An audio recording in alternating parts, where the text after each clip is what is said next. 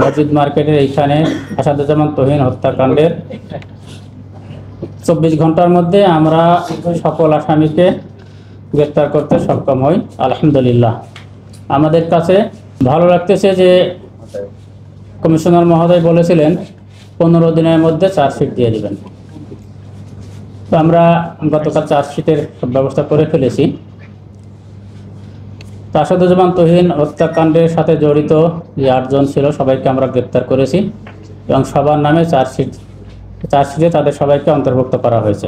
আসাদুজ্জামান তুহিন আসলে যে কারণে হত্যা হয়েছে আমরা সবাই মোটামুটি জানি, সেটা হলো উনি অন্য একটা ঘটনার সিন মোবাইলে ধারণ করতেছিলেন।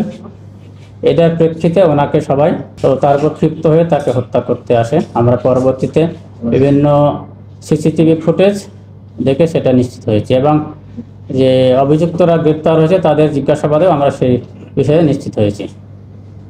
এর মোবাইল আসলে বন্ধ আছে এখন পর্যন্ত। আমরা উদ্ধারের সর্বাত্মক চেষ্টা চালাচ্ছি।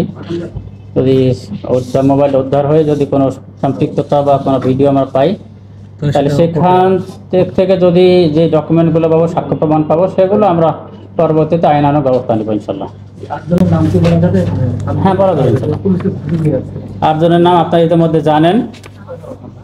1 নম্বর হলো মিজানুর রহমান ওরফে কেটু মিজান, পারুল আক্তার ওরফে গোলাপি, আলামিন 3 নম্বর হলো আলামিন, 4 নম্বর হলো সুমন ওরফে সাব্বির ওরফে মামুন, 5 নম্বর হলো মোহাম্মদ ফয়সাল হাসান, 6 নম্বর মোহাম্মদ শাহজালাল ওরফে জালাল, 7 নম্বর স্বাধীন ওরফে সাদিক ওরফে সেলিম, 8 নম্বর মোহাম্মদ রফিকুল ইসলাম ওরফে আরমান।